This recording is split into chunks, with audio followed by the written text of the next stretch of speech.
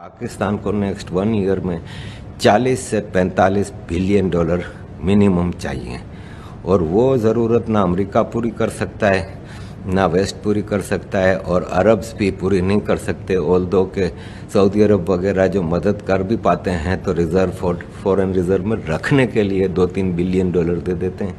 यहाँ एक साल का खाली 40-45 बिलियन डॉलर है। तो उन्होंने कहा कि पाकिस्तान का इकोनॉमिक बैंकरप्सी होना लाजमी है, इकोनॉमिस्ट कह रहे थे। और उन्होंने कहा कि पाकिस्तान इकोनॉमिकली कोलैप्स तो करेगा ही और उसी कोलैप्स की सूरत में फिर मामलात सेट होंगे। और उसमें सोमालिया की मिसाल दे रहे थे कि सोमालिया में जिस तरह एक वॉरलॉर्ड्स का मैदान है, गवर्नमेंट का वहाँ पे कोई हाल नहीं है, इसी तरह फिर पाकिस्तान का होगा कि मुख्तलिफ इलाकों में जिसकी चौधराहट है वो अपना हिसाब किताब चलाएगा और पाकिस्तान में सरकार का एज सच कोई मेजर रोल रहेगा नहीं और ऐसे में इंटरवीन करेंगी सुपर पावर्स। और एक और साहब थे ब्रिटिश हैं, वो बता रहे थे कि behind the door Europe, England, America और इंडिया, क्या इन सारे सिनारियों में कि पाकिस्तान के इकोनॉमिक कलेप्स के बाद क्या होना है वो सारी चीज़ें हैं। तो उन्होंने कहा कि इसमें ऐसा हो सकता है कि बलूचिस्तान को फिर एक आज़ाद बफर स्टेट के तौर पे वो किया जाएगा कि उसमें फिर क्या होगा कि अमेरिकन इन्फ्लुएंस रहेगा बलूचिस्तान में और सिंध जो है वो इंडिया क्लेम करता है।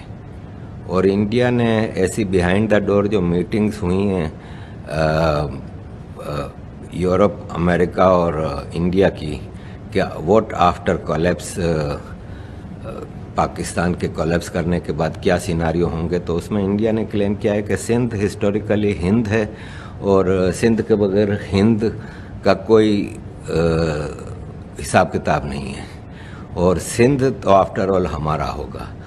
अब देखें ये सब बातें प्राइवेटली आपस में हो रही हैं, इसमें कितनी ऑथेंटिसिटी है नहीं है, लेकिन जो सिनारियोस चल रहे हैं इसमें ये सारी बातें समझ में आती हैं कि ऐसा हो भी सकता है। तो मैंने उसमें सवाल किया कि पीओके गिलगित बल्तिस्तान, बोले वो तो आउट ऑफ क्वेश्चन है ना, वो तो इंडिया ने ऑलरेडी कहा हुआ है कि वो हमारा है और उस पर अमेरिका और Europe after collapse of Pakistan उनको कोई एतराज़ नहीं है।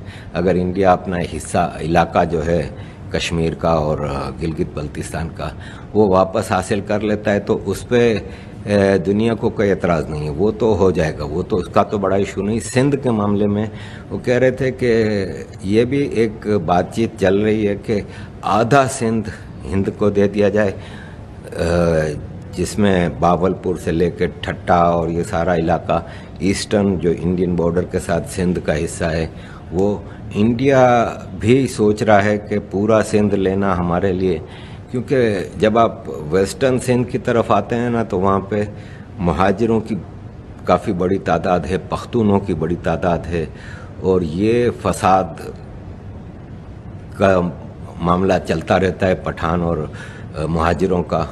तो हो सकता है इंडिया ईस्टर्न सिंध की हद तक उसको अपने साथ शामिल करने को तैयार हो जाए।